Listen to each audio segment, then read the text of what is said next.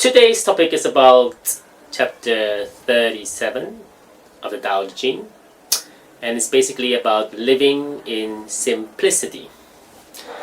Let me explain. So chapter 37 basically is more about how the universe maintains its order without any force. So its core meaning centers on three major concepts. One is basically the effortless action, or in Chinese called the Wu Wei. Two is called the self-transformation, and number three is the so-called the uncarved block. So the first one, the effortless action, or Wu Wei, is basically not saying don't take any action at all, because otherwise we don't get things done. What it does mean is basically don't take action that is basically not necessary, so the residuals. So basically the chapter opens very well on that the Tao never acts, yet nothing is left undone. So it suggests that the highest form of action is not forced through personal will, but arises naturally by aligning with the flow of the universe. Think about the flowing of the water, okay? So the second one is the self-transformation. So if I'm not mistaken, Lao Tzu basically argues that if leaders, or individuals in this case, could adhere to this principle of non-interference, all things would transform of themselves. Lasting change cannot be imposed from above, and it must grow organically from within. As you can see, a lot of places in the world where some other countries want to, press upon their values or what they think is good governance to another country, is always end up into a mass adoption. And it's not good for the people that are being affected, unfortunately. Anyway, so the third one is also the uncarved block. So if desire for control or selfish ambition arises during this transformation, Lao Tzu basically advises that subduing it with nameless simplicity. What does it mean? So it's often translated as the uncarved block.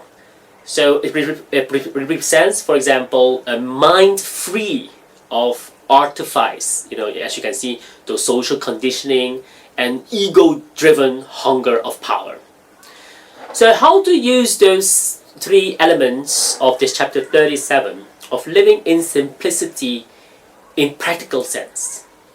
I have a few ideas. For example, in governance, as I just explained, a successful ruler avoids excessive laws or heavy-handed control, allowing basically society to settle into its own natural harmony. Number two, in daily life, what we all have, how to do that? For example, it encourages that letting go and let God, what we always say, right?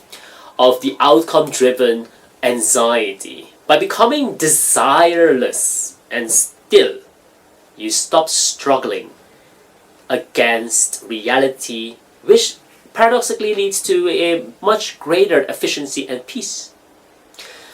So what is it in business life like, and how we can apply that? For example, empowering autonomy, number one.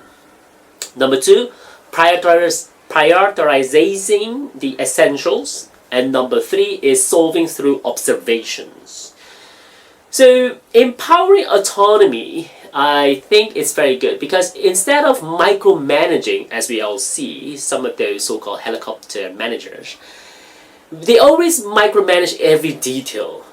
But the Taoist aspired leader trusts their team's natural expertise. So basically it's always telling them, we are more result-driven than how long you need to finish the job. Okay? It's very important. So intervening only when absolutely necessary to keep the system balanced. Okay? So the second one is prioritizing essentials. What does it mean? So modern leaders have applied a similar mindset by deciding, quote unquote, what not to do. Because we always have a to-do list, but we have to go back to another one. It's called a not to-do list.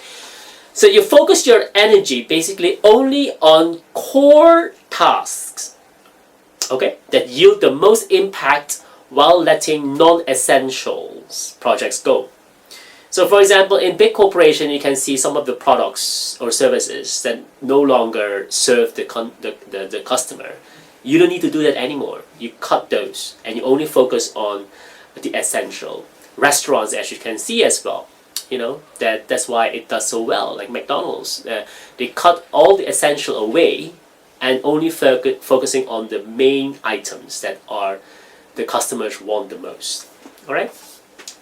The third one is basically solving through observation. What does it mean? So rather than forcing a solution to a technical problem, let the engineers basically apply something called like the intelligent non-interference.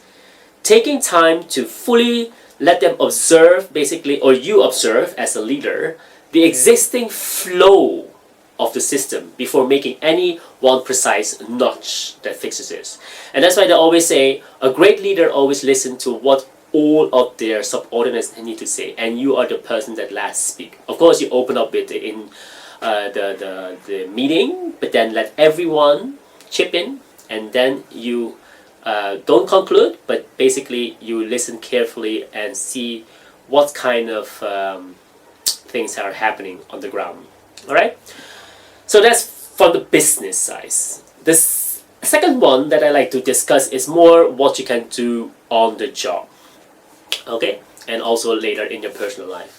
So in the job, there's also three things basically. You can say the energy sensing, or so-called the how you control the productivity of the hours, and the second one is letting go of attachment.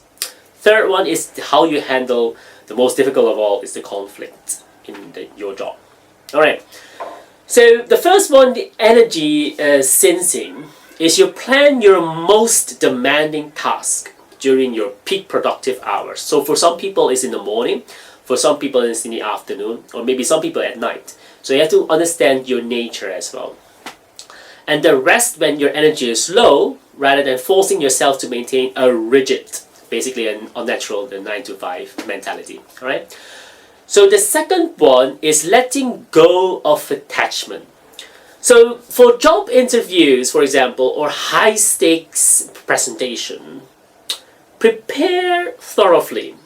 Then you detach yourself from the results, because you vision yourself about the outcome already, and you practice it in your mind. And you can also do it really like this, like at home or anywhere before the real presentation or interview starts. So this reduces the anxiety-driven mistakes and allows you to respond more spontaneously and skillfully.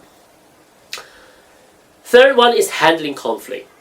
So when you're faced with a toxic workplace or difficult colleague, practice the Wu Wei, the non-interference, what I mean, might involve responding rather than reacting. It's very different. So you pause before you speak prevents you from getting swept into unnecessary drama, as you know. Last but not least is how do you practice this that in a private or in a practical personal sense. Let's give an example about parenting and teaching. Many educators or so-called experts, they will always say teaching without doing. So where they create a safe environment for students or your kids basically to explore and learn by their own, their own pace, rather than forcing a rigid curriculum on every individual, as you know. So that's the reason why we need those kind of curriculum instead of those fixed that has been propagated from the old school system. The second one is managing stress. So if you use the so-called the effort scale 1 to 10, right, for the daily chores.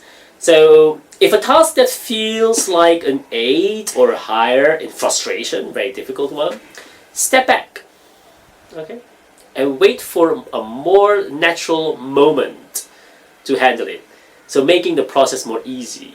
So sometimes if you want to ask a kid to do a house chore, but you see that she or he is struggling with something, you don't do it because it is her so-called task time that you have at home, a schedule or anything.